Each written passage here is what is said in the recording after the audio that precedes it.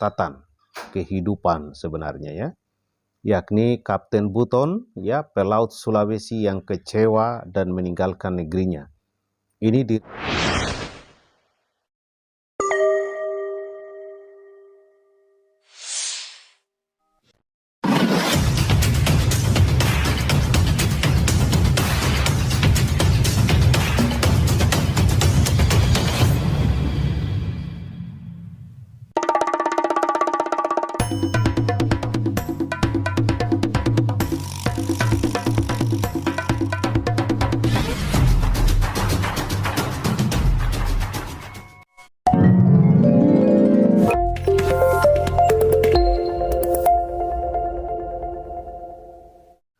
Assalamualaikum warahmatullahi wabarakatuh. Selamat berjumpa saudara dalam channel Mimbar Suara Rakyat Official TV ini. Dan pada kesempatan kali ini saya ingin menyampaikan suatu catatan kehidupan sebenarnya ya, yakni Kapten Buton ya, pelaut Sulawesi yang kecewa dan meninggalkan negerinya. Ini dirilis Kompas di kompas.com 10 Maret 2023. Ini bisa menjadi suatu referensi ataupun minimal catatan kehidupan di Nusantara ini yang bisa kita jadikan renungan, saudara. Kita coba lihat bagaimana catatan yang ada ini ya. Kompas.com, Kapten Buton adalah seorang pelaut yang dilahirkan dengan identitas suku Mandar Sulawesi. Munculnya lagu Nenek Moyangku Seorang Pelaut merupakan suatu simbol bagaimana keakrabnya identitas suku Mandar sebagai orang yang bersahabat dengan laut. Pelaut-pelaut dari wilayah timur Indonesia sering disebut-sebut dalam sejarah maupun dalam laporan kolonial. Siapa Kapten Buton? Salah satu di antara pelaut dari timur yang akrab disebut dalam laporan Belanda maupun narasi-narasi sejarah modern adalah Kapten Buton. Kapten Buton merupakan seorang yang memiliki ketangkasan dalam pelayaran-pelayaran di lautan Nusantara, sehingga ia juga mendapat julukan sebagai Kapten Laut. Ketangkasannya dalam menaklukkan ganasnya ombak di Laut Timur Indonesia juga tersebar ke arah penjuru bangsa Timur Indonesia. Kemasuran namanya sebagai seorang Kapten Laut juga sampai ke telinga para raja laut di berbagai wilayah Timur Indonesia seperti Lombok, Bali, Bugis, dan sebagainya. Tidak hanya di telinga pribumi Timur Indonesia, lambat laun nama Kapten Buton juga sampai ke telinga gubernur Belanda yang berada di Semarang. Ketangkasan yang dimilikinya, Kapten Buton memiliki posisi yang terpandang di mata Raja Buton, Raja Bara Angin. Namun kemasuran nama dan martabat Kapten Buton tidak melengkapi dirinya hingga akhir hayatnya. Semua mulai berubah ketika Raja Buton berganti. Nah, kita coba lihat catatan awal petaka yang dialami oleh Kapten Buton ini. Menjelang akhir abad 18, kerajaan Buton dipimpin oleh seorang raja baru yang masih tergolong muda. Meskipun raja muda ini adalah anak turun dari Raja Bara Angin, ia tidak mewarisi cara sang ayah dalam bersikap sebagai seorang pemimpin.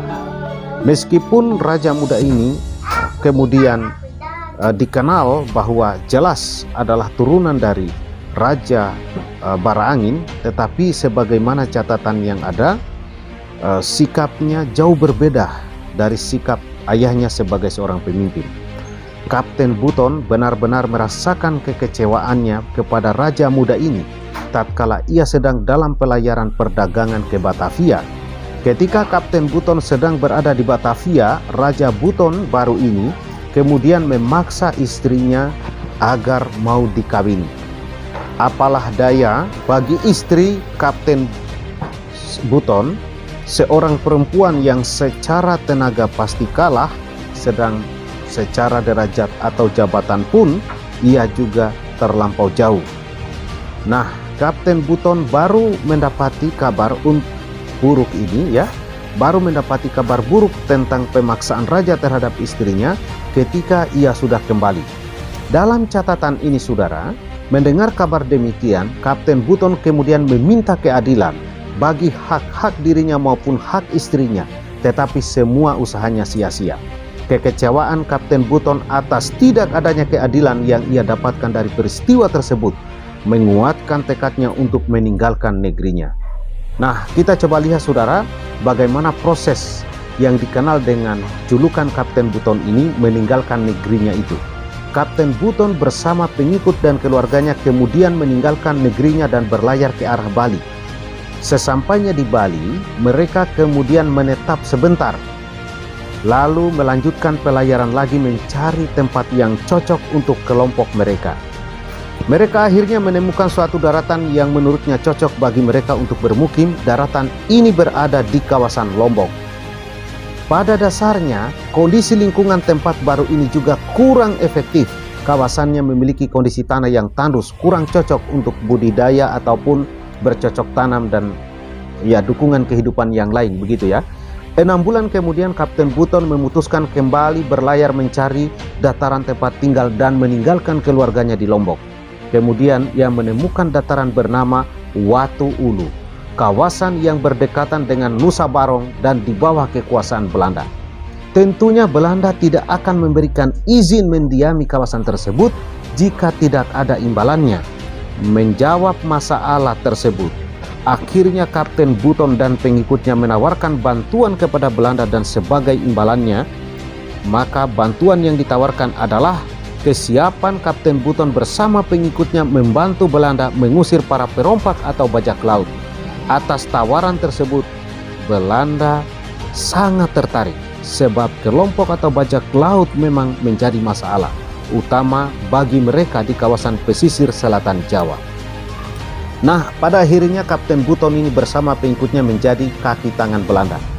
Lambat laun kerjasama ini pun berjalan. Pasukan Kapten Buton bersama pasukan Belanda berhasil mengusir dan menangkap para bajak laut.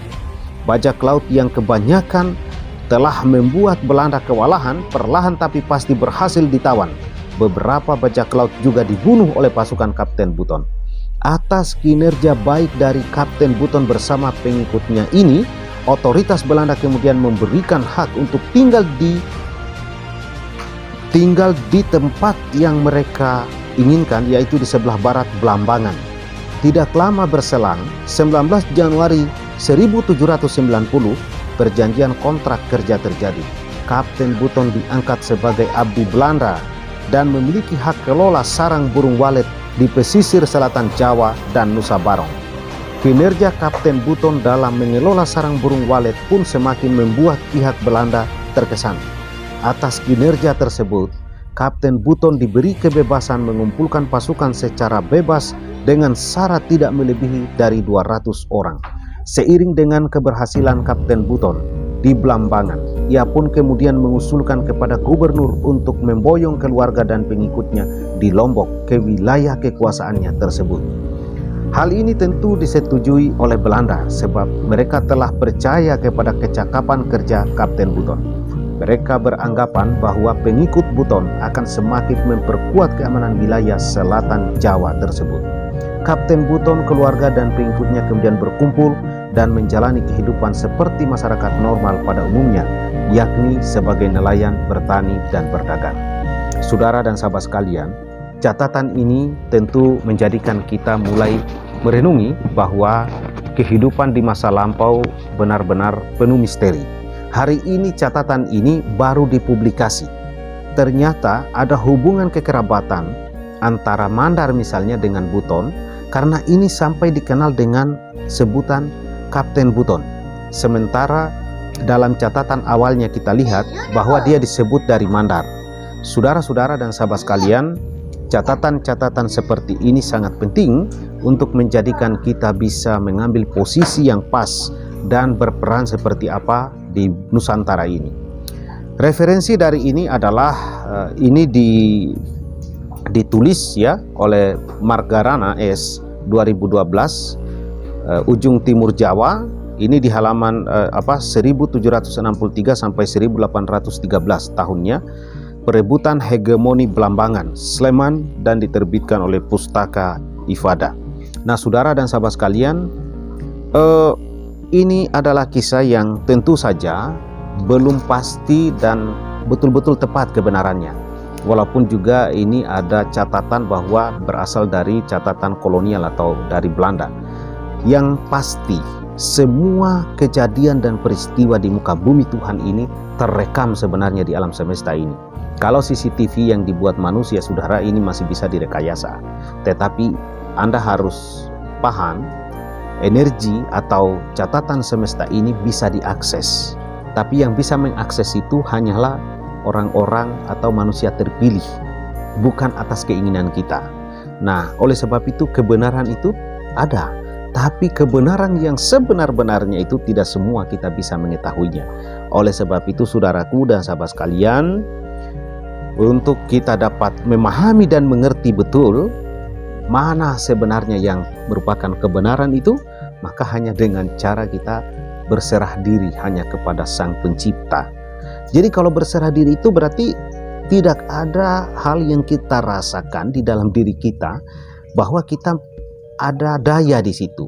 Pada saat kita tidak ada daya dan kita mengakui akan keberadaan kekuasaan yang menciptakan alam semesta ini, yakni Tuhan yang Maha Kuasa, maka di sana mungkin bisa kita terpilih dan diizinkan untuk mengakses catatan-catatan semesta yang itu abadi dan itu sesuai dengan kebenaran yang sesungguhnya. Nah, lambat laun pasti ya, kebenaran-kebenaran, catatan-catatan kehidupan di masa lampau itu akan terbuka, tetapi melalui orang-orang yang terpilih, saudara. Nah, oleh sebab itu saya pun membaca catatan ini atau berita ini yang dipublikasi oleh kompas.com, dan saya lihat ini istilahnya 10 Maret 2023. Nah, ini menjadi menarik. Nah, ada istilah-istilah yang di sini saya kemudian bertanya ya dalam hati saya, bahwa Kapten Buton ini seorang pelaut yang dilahirkan dengan identitas suku Mandar, Sulawesi. Nah, ini menarik. Nah, identitas suku Mandar Sulawesi, tapi dia disebut dengan Kapten Buton dan ada istrinya di sana, dan kemudian meninggalkan itu karena ada suatu peristiwa yang betul-betul sebenarnya peristiwa ini tidak bagus ya, tetapi jangan ini yang menjadikan kita dalam memahami kisah ini, tapi bagaimana kemudian diperjalankan semesta, kemudian dari sini mungkin kita terangkai dalam satu kesatuan Nusantara ini. Nah, saudara, nanti saya akan ceritakan terhadap Anda bagaimana saya menemukan suatu nama di Aceh yang itu akrab dan menjadi tutur yang diceritakan dari orang-orang tua saya di Pulau Buton, yaitu Syekh Abdul Wahid. Tetapi itu nanti kita cerita dalam episode berikutnya. Terima kasih saudara dan sahabat sekalian, silakan subscribe channel Mimbar Suara Rakyat Official TV ini. Channel ini untuk menyampaikan suara-suara, harapan-harapan, dan kisah-kisah yang ada di tengah kehidupan masyarakat. Terima kasih saudara. Jangan lupa subscribe channel Mimbar Suara Rakyat Official TV ini. Mohon maaf jika ada hal-hal yang kurang berkenan. Assalamualaikum warahmatullahi wabarakatuh.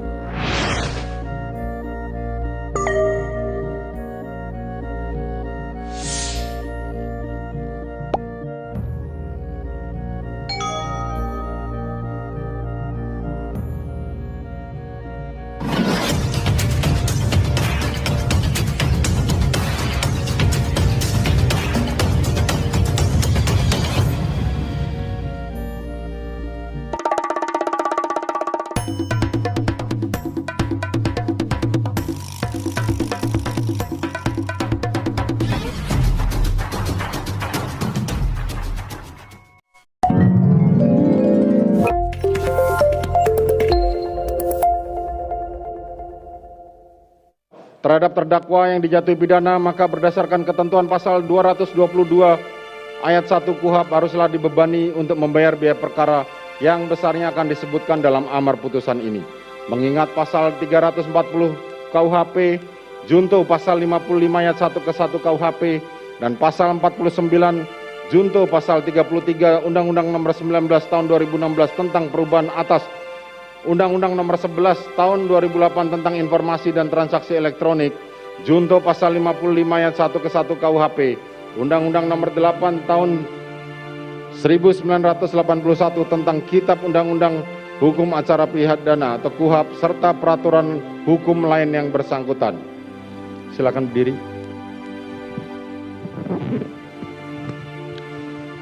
Mengadili, menyatakan terdakwa Ferdi Sambo SH SIK MH telah terbukti secara sah dan meyakinkan bersalah melakukan tindak pidana turut serta melakukan pembunuhan berencana dan tanpa hak, melakukan tindakan yang berakibat sistem elektronik tidak bekerja sebagaimana mestinya yang dilakukan secara bersama-sama, menjatuhkan pidana kepada terdakwa tersebut oleh karena itu dengan pidana mati, memerintahkan terdakwa tetap berada dalam tahanan, menetapkan barang bukti tetap terlampir dalam berkas dikembalikan kepada penuntut umum untuk digunakan dalam perkara lain,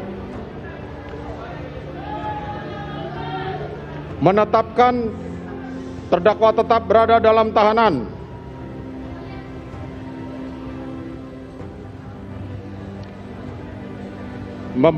demikian membebani pula terdakwa untuk membebani biaya negara dibebankan pada biaya perkara dibebankan pada negara. Demikianlah diputuskan dalam rapat permusyawaratan. Silakan duduk. Demikianlah diputuskan dalam rapat permusyawaratan Majelis Hakim Pengadilan Negeri Jakarta Selatan pada hari Kamis tanggal 9 Februari 2023 oleh kami Wahyu Iman Santoso sebagai Hakim Ketua Majelis Hakim, Morgan Simanjuntak dan Alimin Ribut Sujono masing-masing sebagai hakim anggota, dan diucapkan dalam sidang terbuka untuk umum pada hari Senin tanggal 13 Februari 2023 oleh Hakim Ketua Majelis tersebut dengan didampingi hakim-hakim anggota dibantu oleh Saudara Aprisno sebagai panitera pengganti, dihadiri pula oleh Jaksa Penuntut Umum pada Kejaksaan Agung Republik Indonesia dan terdakwa didampingi penasihat hukumnya.